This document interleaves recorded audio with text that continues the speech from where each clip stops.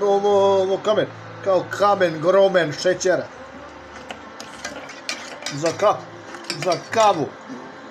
Hoću da sipam u ovu plastiku ću da sipam.